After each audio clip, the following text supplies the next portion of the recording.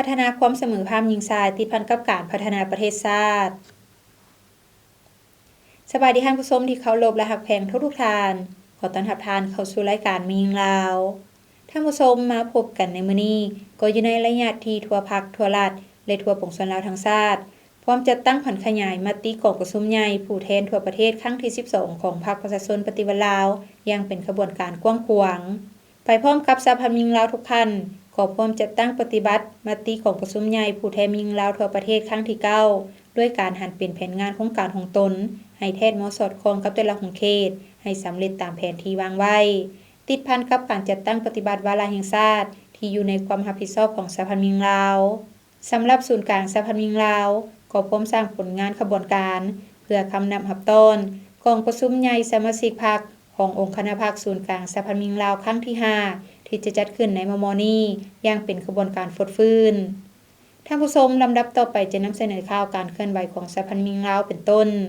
กองประชุมทาบทามหางเนื้อในเอกสารของประชุมใหญ่และบุคลากรออกสมัครรับเลือกตั้งเข้าในคณะบริหารงานภาคศูนย์กลางสภาหญิงลาวสมัยที่5รอบที่2จัดขึ้นในวันที่15พฤษภาคม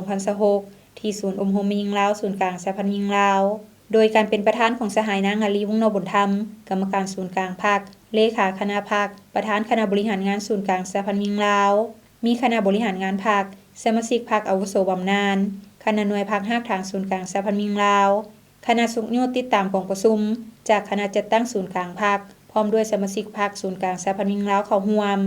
ในกองประชุมทาบทามในครั้งนี้ผู้เข้าร่วมได้รับฟังการผ่านทางบทรายงานการเมืองทั้ง2ภาคทิศทางในต่อหน้าและผ่านทางแผนพัฒนาหญิงลาวระยะ5ปี2026-2030ที่ได้มีการปรับปรุงจากกองประชุมทาบทามรอบที่1พร้อมเดียวกันนี้ผู้เข้าร่วมได้พร้อมกันประกอบความเห็นต่อหางเอกสารทั้งสอง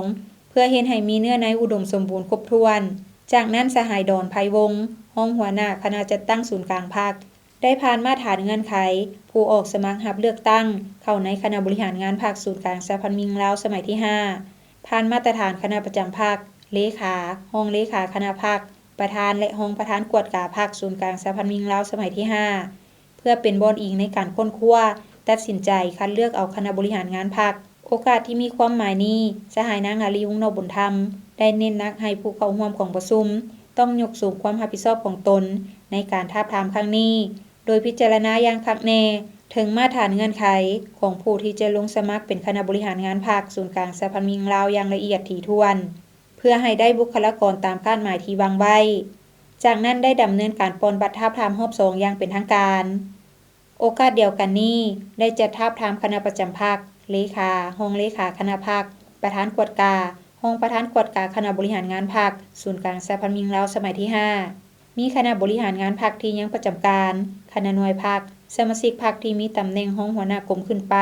และคณะรับผิดชอบบุคลากรเข้าร่วมพิธีเปิดฝึกอบรมเกี่ยวกับเวียกงานกวดกาภาครัฐเพื่อสร้างความเข้มแข็งให้พนักงานที่เฮ็ดเวียกงานกวดกาอยู่ศูนย์กลางสภาหญิงลาวพิธีเปิดศูนย์ฝึกอบรมเวียกงานกวดกาภาคกวดการัฐเพื่อสร้างความเข้มแข็งให้พนักงานที่เฮ็ดเวียกกวดกาอยู่ศูนย์กลางสภาหญิงลาวจัดขึ้นในวันที่18พฤษภาคม2026เป็นประธานกล่าวเปิดโดยท่านนางผาสุขวงศ์วิจิตรห้องประธานคณะบริหารงานศูนย์กลางสภาหญิงลาวเข้าร่วมมีทางแสงทองสาวผู้วงศ์ห้องหัวหน้ากรมกวดกาภาคคณะกวดกาศูนย์กลางภาคบรรดาคณะหน่วยภาคคณะกรมผู้เฮ็ดเวียกกวดกาภาคกวดการัฐขององค์การกรมศูนย์องค์การคณะกรรมาการแห่งชาติเพื่อความก้าวหน้าของแม่หญิงแม่และเด็กและสถาบันการเงินจุลภาคที่รับเงินฝากเพื่อพัฒนาแม่หญิงและครอบครัวศูนย์กลางสภาหญิงลาวเข้าร่วมการจัดศูนย์ฝึกอบรมครั้งนี้เป็นการสร้างความเข้มแข็งให้คณะหน่วยภาคคณะกรมและคณะรับผิดชอบเวียกงานกวดกาแต่ละขั้นอยู่ศูนย์กลางสภาหญิงลาวเกี่ยวกับเวียกงานกวดกาภาคกวดการัฐในระยะใหม่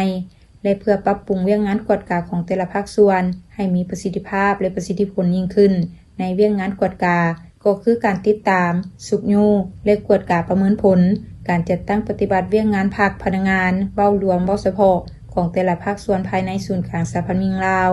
การฝึกอบรมครั้งนี้ผู้เข้าร่วมจะได้รับฟังการนำเสนอและแลกเปลี่ยนบทเรียนในหัวข้อต่างๆจากคณะกวดกาศูนย์กลางภาคคณะจัดตั้งศูนย์กลางภาคองค์การกวดสอบแห่งรัฐเป็นต้นบทเรียนความรู้พื้นฐานเกี่ยวกับเวียกงานติดตามกวดกาภาค บทเรียนและประสบการณ์การจัดตั้งปฏิบัติคำแนะนำของคณะจัดตั้งศูนย์กลางพรรคเกี่ยวกับการก่อสร้างหน่วยพรรคปลอดภัยเข้มแข็งหนักแน่นระเบียบวินัยของพรรคและกวดกาการลงวินัยภายในพรรคความรู้เกี่ยวกับกฎหมายว่าด้วยกฎการัฐความรู้พื้นฐานเกี่ยวกับเรื่องงานการติดตามกวดกาโครงการลงทุนของรัฐเริ่มแต่หัวทีความรู้พื้นฐานเกี่ยวกับการสกัดกั้นและต้านการช่อราชบังหลวงความรู้พื้นฐานเกี่ยวกับการสืบสวนสอบสวน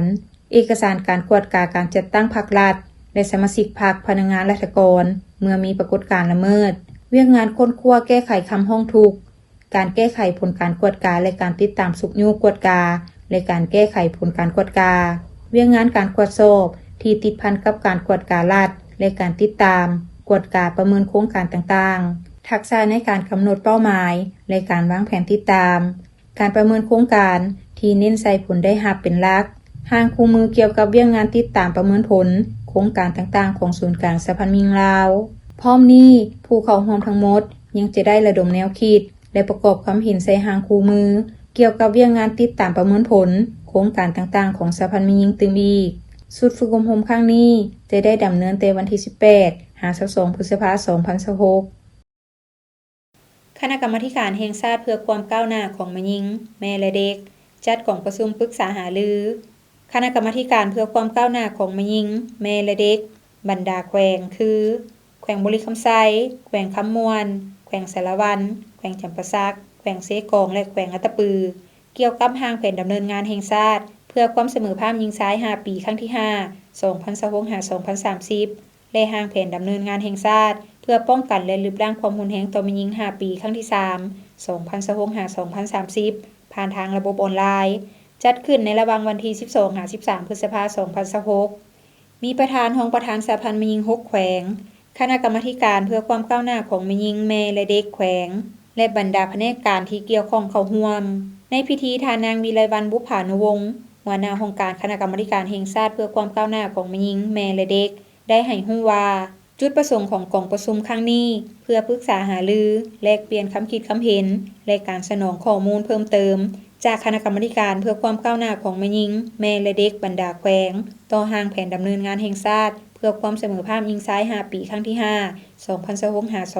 2026-2030และทางแผนดำเนินงานแห่งชาติเพื่อป้องกันและลดละความรุนแรงต่อแม่หญิง5ปีครั้งที่3 2026-2030ในเวียกที่คณะกรรมาธิการแห่งชาติเพื่อความก้าวหน้าของแม่หญิงแม่และเด็กแขวงและแผนกการเกี่ยวข้องรับผิดชอบการปรึกษาหารือครั้งนี้มีเป้าหมายเพื่อให้แผนดำเนินงานดังกล่าวสอดคล้องกับสภาพความเป็นจริงของท้องถิ่นมีความเป็นเอกภาพรัดกุมภาวะวิสัยและสามารถนำไปจัดตั้งปฏิบัติให้เกิดผลประโยชน์สูงสุดแก่แม่หญิงและเด็กน้อยในขอบเขตทั่วประเทศโดยพื้นฐานแม่นค้นคว้าด้านแผนดำเนินงานละเอียดเพื่อเฮ็ดให้มีความสอดคล้องตามสภาพความเป็นจริงจากนั้นผู้เข้าร่วมกองประชุมได้ประกอบความคิดความเห็นใส่ร่างแผนดำเนินงานแห่งชาติทั้ง2แผนงาน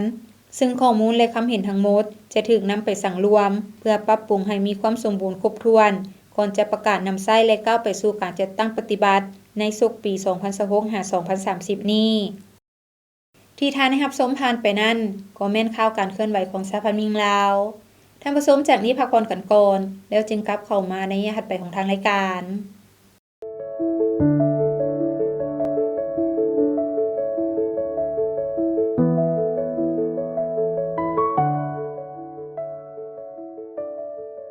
โอ้ยเลิกเวลาอันน้อยไปดื่มต่อบ่ไปนั่งดื่มต่อจักหน่อยบ่ออกไปซะอีกบนเก่าหั่นล่ะบนเก่าเมื่อวานนี้ล่ะ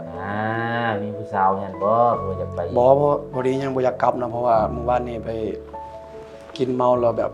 กลับเมืองแล้วมีปากเสียงกับลูกกับเมียหน่อยนึงก็เลยว่าได้ลงไปซุกเพิ่นล้มเพิ่นก็เจ็บหน่อยนึงนั่นแหละก็เลยแบบยังบ่อยากกลับรู้สึกผิดนะยังบ่อยากกลับนะโอ้บ่อยากกลับเฮือนแล้วอยากไปดื่มต่อเพื่อให้มันลืมหั่นว่าโอ้บ่เฮ็ดได้น้องเอ้ยแนวนั้นบ่เฮ็ดได้อยากแนะนำน้องแนวนี้การใช้ความรุนแรงกับครอบครัวกับลูกกับเมียน่ะมันผิดกฎหมายเด้น้องเอ้ยแนะนำน้องนี่นะแต่นี่ต่อไปบ่อยากให้เฮ็ดได้บ่จังซี่น่ะแล้วให้น้องกลับเมื่อก่อนสาว่าน่ะเรื่องดื่มมันให้หยุดซะก่อนบ่ฟ้าวกลับไปทำความเข้าใจไปปรับความเข้าใจไปขอโทษกับลูกกับเมียที่ว่าได้เฮ็ดไปแล้วนะกลับไปแล้วไปเว้ากับเรา แต่นี่ต่อไปข่อยจะบ่เฮ็ดให้เจ้าเป็นอันนี้อีกเพื่อให้ครอบครัวเฮามีความสุขเจริญรุ่งเรืองให้เป็นครอบครัวที่อบอุ่นที่ว่านำพาครอบครัวกับลูกกับเมียนี่ไปในทางที่ดีแต่ว่าบ่ให้เฮ็ดนะ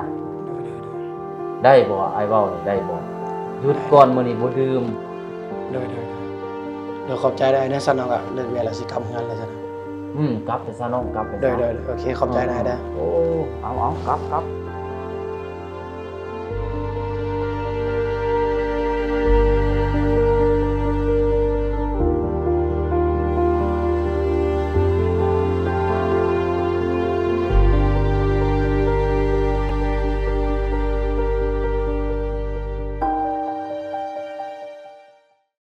การใช้ความรุนแรงต่อแม่หญิงบ่แม่นปัญหาเล็กน้อยแต่เป็นสิ่งที่ทุกคนควรแก้ไข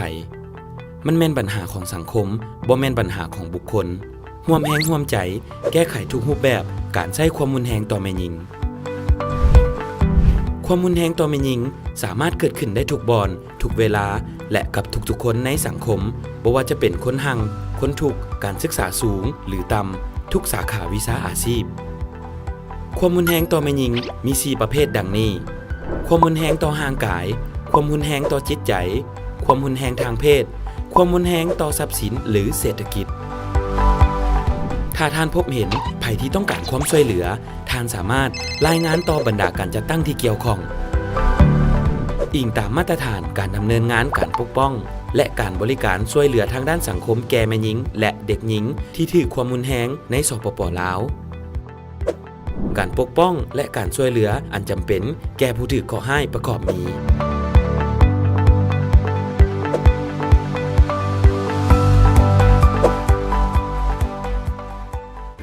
ท่านสามารถโทรหาเบอร์โทรให้คำปรึกษาของสหพันธ์แม่หญิงลาว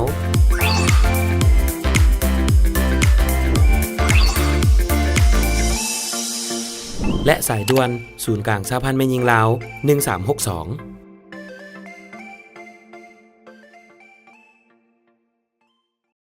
กลับเข้าสู่รายการมีงลาวท่านผู้ชมสำหรับระยะนี้ทางรายการขอนำเสนอการสร้างเศรษฐกิจครอบครัวแต่ว่าจะแม่นการผลิตหยังเลยอยู่ไสนั่นเชิญทานรับชมได้ครอบครัวทางจอนนี่ขุนสะทอนและนางศรีประไพหลงเมืองมาอยู่บ้านดอนมะไลเมืองท่าแขกแขวงขมวนเป็นอีกครอบครัวหนึ่งที่มีความดุมั่นในการผลิตกสิกรรมเพื่อหารายได้มาสู่ครอบครัวด้วยการปลูกหมักบวบหมักเขือหมักเพชรผักบัวแบบผสมผสานขายการปลูกหมักบวบของครอบครัวแม้นได้เริ่มต้นมาแต่ปี 2010 ด้วยเนื้อที่2 ไร่การลงทุนเบื้องต้นเพียงแต่3 ล้านกีบหลังจากปลูกแล้วได้มีการบัวระบาดรักษาใช้เวลาเพียงแต่2 เดือนก็สามารถเก็บผลผลิตได้การปลูกบักบวบปลูกเทื่อหนึ่งสามารถเก็บผลผลิตได้ยาวถึง1 ปีแล้วจึงปลูกอีกเทื่อใหม่สำหรับการจำหน่ายผลผลิตแม่นนำไปขายอยู่ตลาดหลัก3ภายในเมืองท่าแขกและขายให้บุคคลทั่วไปที่มาซื้อเฉลี่ยรายรับจากการขายหมักบวบแม่น150 ล้านกีบหา200 ล้านกีบต่อปีผลได้รับจากการผลิตกสิกรรมได้เฮ็ดให้เศรษฐกิจครอบครัวดีขึ้นสาวซีปลูกมันปลูกสลับไปสลับมาตลอดเนื้อเขาปลูกบักเขือก็ปลูกประเภทมากมึง ประเภทเพชรโตมาปีนี้ก็2 ปีเฮามาปลูกบักบวบนี่2 ปีนี่เห็นรายได้มันได้ดีเนาะปลูกก็พอได้เฮ็ดเทื่อนึงก็ได้อยู่ประมาณ100ปลายโลคันยามแล้งนะคันยามแล้งได้อยู่100ปลายโลคันยามฝนนี่หมดได้แต่40ฝนตกหลายนะมันดอกมันบ่อยากจับคันยามฝนนั่นคันยามแล้งดอกมันจับดีแล้วมันก็ได้อยู่ประมาณ100ปลายโลอันนี้แบบเห็นไทบ้านเขาเฮ็ดตามไทบ้านบ่ได้เฮียนมาทางใดแล้วก็เฮ็ดไทบ้านเฮ็ดก็เฮ็ดไปเบิ่งนำ YouTube นำ YouTube นำ YouTube นำเฟซนำไลน์นั่นแหละเบิ่งเอาตามแบบเขาแน่แล้วก็มาเฮ็ดเอา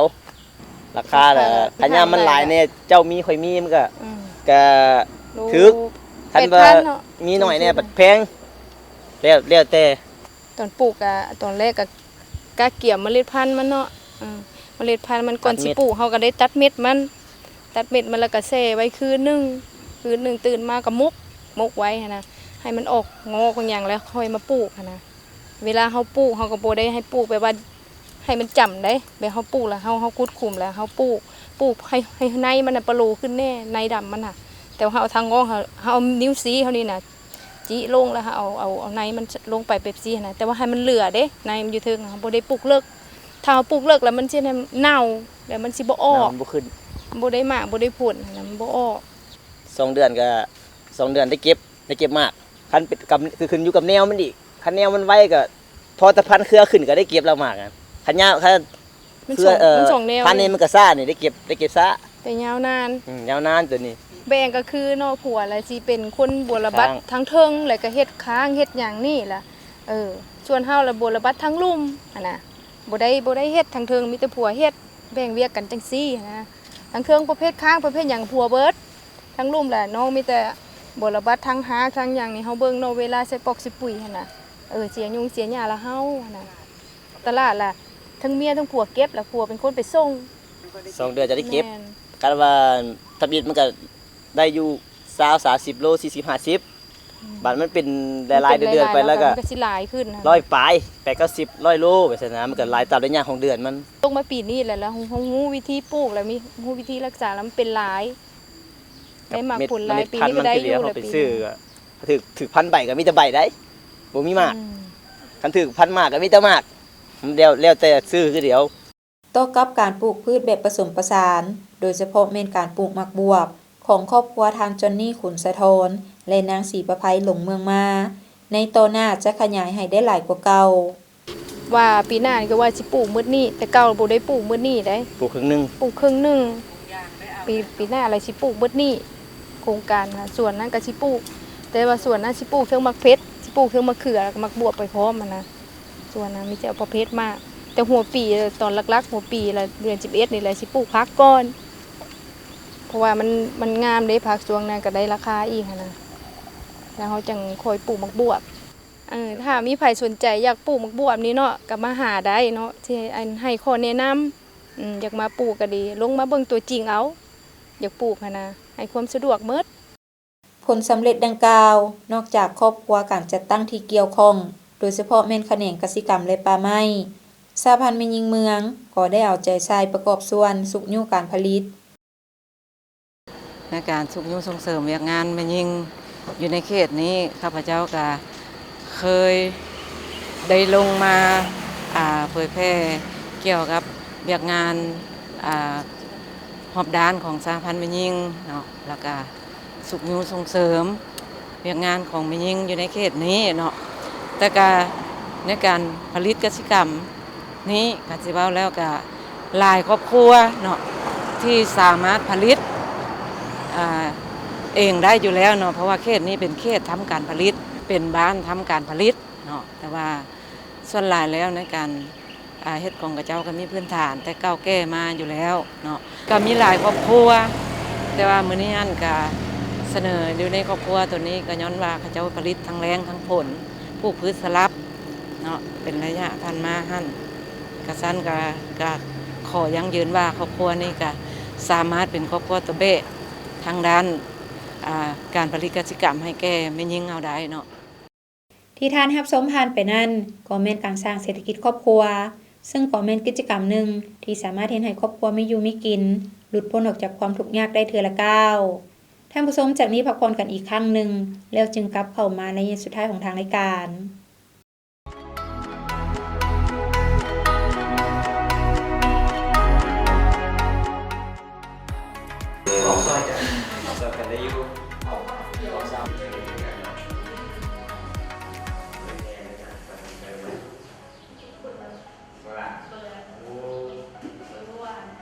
มันยังได้ชิมเกิดคนละเหมือนมาคาแท้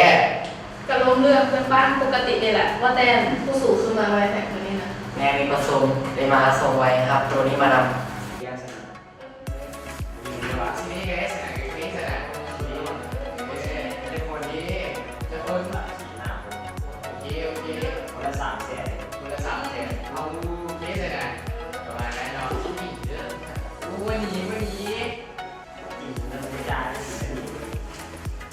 อ้าววันไหนสร้างน้ำวันไหนดับตับเป็นที่แห้ง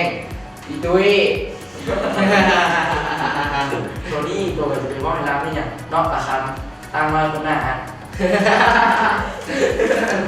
ปลาค ำท่านบ่ต้องไปสนใจบ่ต้องไปถือสาคำเว้าของพระเจ้าดอกเขาเจ้าก็มักเว้าให้คนอื่นแบบนี้แหละ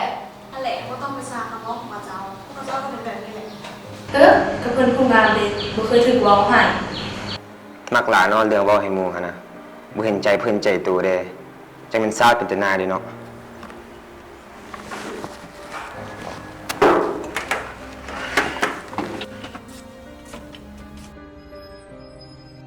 เอาแทนคุณคืออย่างออกมานอกซะจนในเขาเฮียอะไรนี่ ขอหายใจจักบาทก่อนอยู่ในห้องอึดอัดโพดพวกเท่านี้หันแทนที่สิพากันตั้งใจเรียนแล้วว่าซ่องแนวใหม่เว้าให้หมู่ได้ทุกมื้อ อ๋อเอาอีแล้วเพราะอันนี้จะแม่นมักว่าให้คนอื่นเนาะบ่เคยคิดแน่ว่าคนอื่นเขาจะรู้สึกจังได๋เบื่อเด้ปานใดสิคิดได้เนาะคนแบบนี้ เขาก็ว่าเป็นเรื่องตลกอะไรเฮ้ยการเฮงติกละวะถือเขาเยอะเย้ยไทยแขกตลอดกันนะเบื่อไปเข้าห้องไป ไปแทนคุณ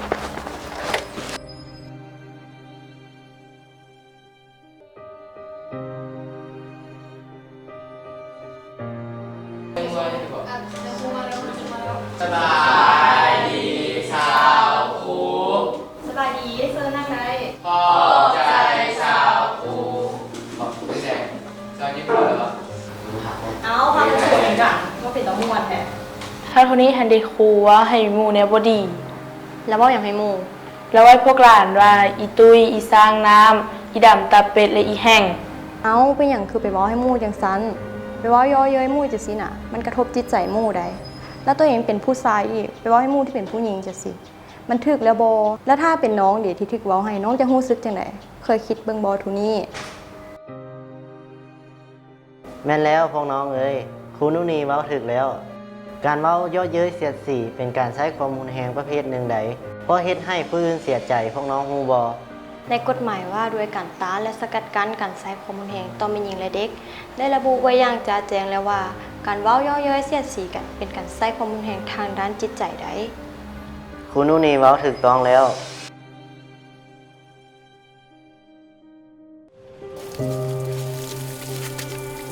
บุญรักษาหลานเอาปุ้นมาใส่นี่ไว้ เอาปลาค้างกลับมาแล้วเหรอลูก เอาปุ้นมาใส่นี่ โดยกลับมาแล้วแม่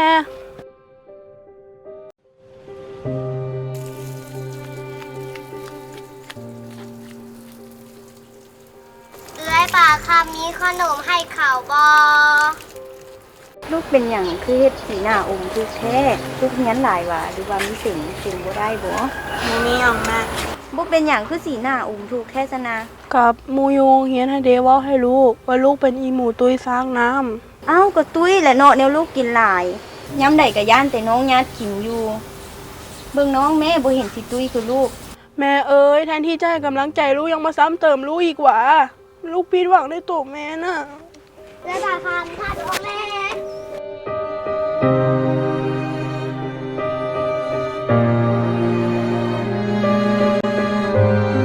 ทองวันเอ้ยน้องคือไปเว้าให้ลูกแบบนั้นฮู้บ่ว่ามันทำร้ายจิตใจลูกซำใดลูกเจอยุงเหียนก็มาหลายแล้วเรากลับมาเฮือนคิดว่าเฮือนเป็นบ่อนที่ปลอดภัยที่สุดสุดท้ายน้องยังไปตอกย้ำความเจ็บปวดให้เราอีกน้องลองคิดเบิ่งลองเอาใจลูกมาใส่ใจเฮามันสิทรมานซำใดถ้าฮักคำนั้นมันได้ออกจากปากคนที่เป็นแม่น้องลองคิดเบิ่งเด้อ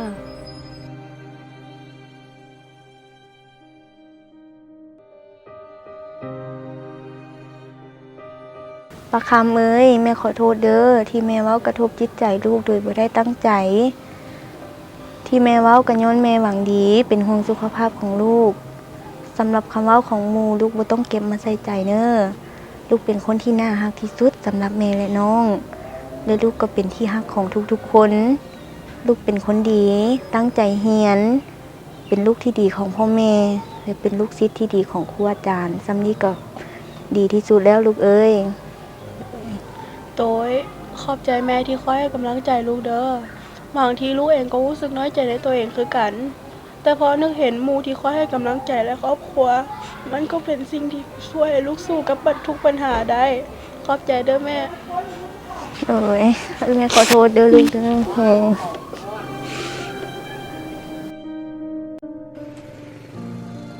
บายดีน้องๆทุกคน สบายดีสาวครู ก่อนสิเข้าบทเรียนมื้อนี้ครูอยากให้นักเรียน2คนขึ้นมาก้าวแหนหนึ่งกับหมู่ก่อนขึ้นมาเลย เจ๊กปากคำตาขอโทษเด้อเมื่อวานนี้ขอว่ามันแห้งจนเกินไปมันแล้วขอโทษเด้อเพื่อนเราขอสุขภาพอีกแล้ว พวกเป็นหยังดีแล้วที่พวกเป็นผู้สำนึกผิดขอเขาให้อภัย ในปัจจุบันสปป.ลาวมีความคืบหน้าหลายในการส่งเสริมความเสมอภาพและบางหญิงชายด้านการศึกษาโอกาสหญิงชายที่เท่าเทียมกัน การสร้างขีดความสามารถให้แก่เด็กการบ่จำแนกกันการเคารพให้เกียรติซึ่งกันและกันการเปิดกว้างต่อกับการรับฟังคำคิดคำเห็นซึ่งกันและกันซึ่งสถาบันครอบครัวจะต้องได้สืบต่อเฮ็ดให้เด็กหญิงได้พัฒนาเท่าเทียมกับเด็กชายสถาบันการศึกษาแม่นบ่อนให้ความรู้เพื่อพัฒนาคนให้เติบโตไปตามเป้าหมายและสถาบันการศึกษายังให้ความสำคัญต่อกับผู้ที่ได้รับการศึกษาเพื่อสืบต่อพัฒนาตัวเองอย่างบ่หยุดยั้ง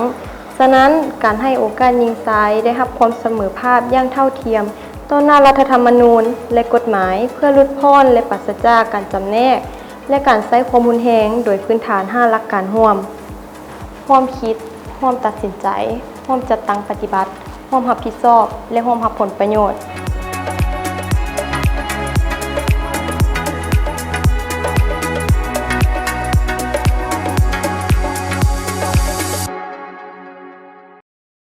กลับเข้าสู่ระยะสุดท้ายของทางรายการท่านผู้ชมสำหรับระยะสุดท้ายนี้ถ้าหากท่านผู้ชมท่านใดอยากมีความคิดความเห็นหรือขอตำหนิติชมรายการท่านก็สามารถโทรศัพท์เข้ามาได้ตามเบอร์ที่ขึ้นอยู่ในหน้าจอขณะนี้และนอกจากนี้ท่านผู้ชมยังสามารถเบิ่งรายการมียิงลาวขึ้นหลังได้ทาง YouTube โดยพิมพ์คำว่ารายการมียิงลาวหรือว่าจะเข้าไปที่เว็บไซต์ก็ได้เช่นเดียวกันที่ www.laowomenunion.org.la ท่านผู้ชมอย่าเสพติดเป็นอันตรายต่อสุขภาพและอนาคตของคนหุ่นนุ่มที่เป็นหุ่นสืบทอดที่เป็นกำลังแห่งสำคัญในการปกปักรักษาและสร้างสรรค์พัฒนาประเทศชาติดังนั้นพวกเราทุกคนจงร่วมแรงร่วมใจกันต้านและสกัดกั้นปัญหายาเสพติดให้หมดไปจากสังคมลาวท่านผู้ชมปัจจุบันสภาพการของโลกมีความยุ่งยากซับซ้อนประเทศลาวเฮาก็ได้รับผลกระทบเช่นเดียวกันดังนั้นพวกเฮาจงติดตามสถานการณ์อย่างใกล้ชิดเพื่อกะเกียมรับมือต่อผลกระทบต่างๆที่จะเกิดขึ้นพร้อมทั้งถือโอกาสสร้างเศรษฐกิจเอกราชเป็นเจ้าตนเองสร้างความเข้มแข็งด้วยตนเองติดพันกับการสร้างสรรค์พัฒนาประเทศชาติท่านผู้ชมมาฮอดนี้เวลาของทางรายการก็หมดลงแล้วผู้ดำเนินรายการพร้อมด้วยทีมงานรายการมียิงลาวขอลาท่านผู้ชมไปก่อนพบกันใหม่ในมื้อหน้าสำหรับวันนี้ขอขอบใจสบายดี